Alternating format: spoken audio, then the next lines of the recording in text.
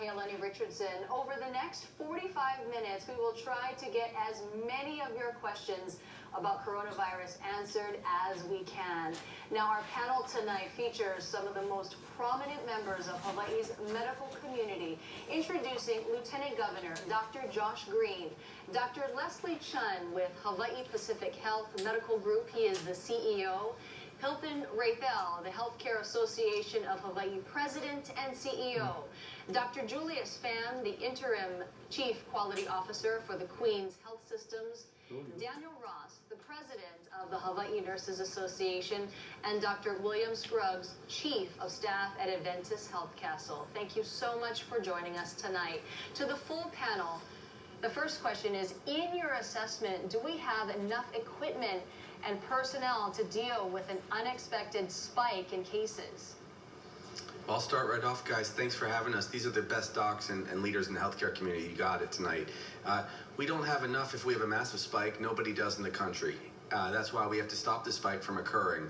We would adjust. We would do everything humanly possible to keep our kupuna alive and anyone else who got sick, but we have to flatten the curve. We've got to keep it like this.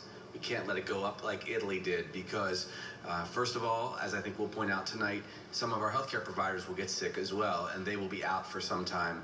And we don't have enough ventilators. We have 561 ventilators. We're going to get more supplies best we can. But if a super surge occurs, nowhere in the world do they have enough support. So we got to stop that from happening. You know, there's been a concern about scaring the public, but as I was just talking to all of you in the hallway before this tonight, there are concerns that people could die. Is that accurate? Yes, Mahealani. I would like the community to know that this COVID-19 is real, and we all need to do our part as a state. And I think of all states out there, we can do it better than any other one. But we need to work together, and we can't do it alone.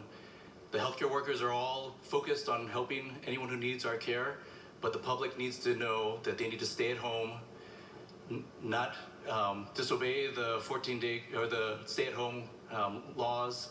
The governor and the mayor have done an amazing job to take those first steps this weekend, and it's our jobs as a community to make sure that we do not spread the coronavirus. Otherwise, we could end up like New York or like Italy, and it's our job as a community to do that.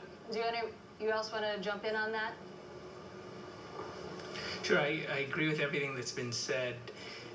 You know, we have supplies currently to take care of our patients, but as Dr. Green mentioned, you know, if this surge comes, we would easily overwhelm our capacity and our current capacity. So you've seen us out there requesting from the public for help with obtaining more of our PPEs, and then we're making all preparations that we can to for this expected surge.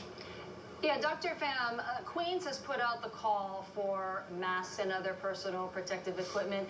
Welcome back. You know, we wanted to ask this question to Dr. Chun, part of our healthcare panel. We know the public wants to help healthcare workers, and the CDC has actually given guidelines on homemade masks and bandanas. Dr. Chun, is this something that the hospitals can use given the really tight regulations on these types of donations? Thanks, Mahealani. It's been amazing to see how much the community has been willing to help our society and to help the hospitals, from homemade masks to even face shields printed on 3D printers. At Hawaii Pacific Health, there's been a team that actually figured out how to 3D print face shield masks, and the community has stepped forward. Iolani, Punahou, Midpac, even UH has helped to offer up their 3D printers to help make these face shields for our providers. In terms of the face masks, home sewn, we have a bunch of volunteers also doing that. And certainly in a pinch, we would need to use that.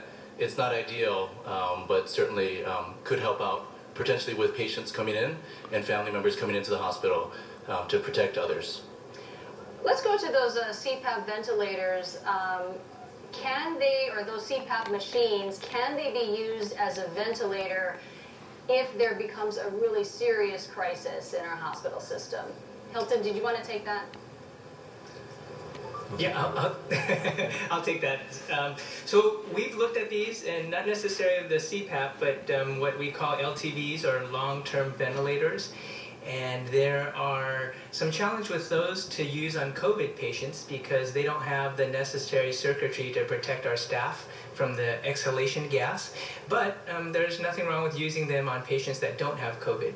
So we've looked at all of our ventilators. We want to make sure that at the end of the day, we use every piece of equipment we have.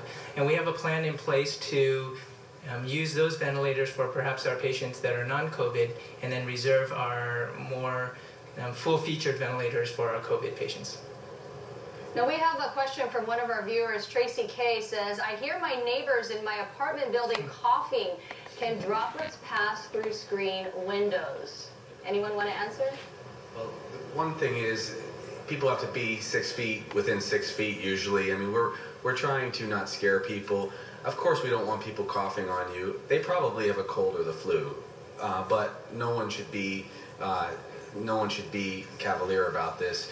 I think that it's very important to remember that people should cover up with their coughing. If you're more than 6 feet away or they're in another apartment, that's not how you're going to get sick. You're going to get sick because you unfortunately don't heed the home quarantine orders and you go out and you stand in Costco for toilet paper next to a bunch of sick people. That's how you're going to get sick. Or you go to the beach and you make out with somebody who's got COVID and you don't know it. So please do neither of those things and we will all live. But don't worry too much about people coughing through a screen. And can I just add on that is there's a lot of stigma these days around people that are coughing. I've heard reports in California where people are calling police on their neighbors when they hear them coughing. And we do need to be sensitive to people that actually might have COVID or even just the common cold, as Dr. Green mentioned.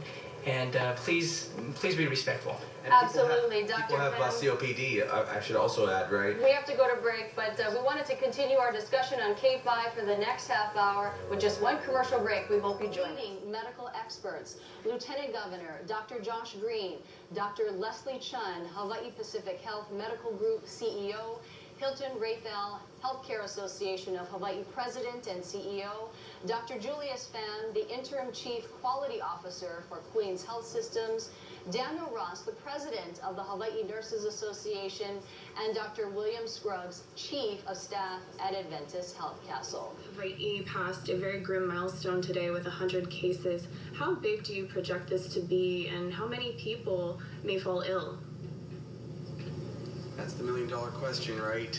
So the effect of the quarantine... Governor, we don't know where this will go, but up until the great action by the mayor and the governor to the stay-at-home and the 14-day waiting period for any visitors, it was following an exponential curve. And if we do not take this seriously, our healthcare system will be overwhelmed with patients, and that will lead to a higher mortality in our community. And like Lieutenant Governor Green said, we could end up just like Italy and New York, and we do not want our state to be that way. What about social What about social distancing, and how long might we have to keep that in effect? I mean, what happens after April 30th, for example? We're going to definitely have to continue to socially distance on some level. We also know that the virus will not be finished on the mainland. Care homes, visitors are not allowed, and many people understand that, but now some of the kupuna are being isolated into their rooms if there is some sort of testing in a facility. So for any of our healthcare providers who can answer this, what is the long-term impact on our kupuna from this isolation?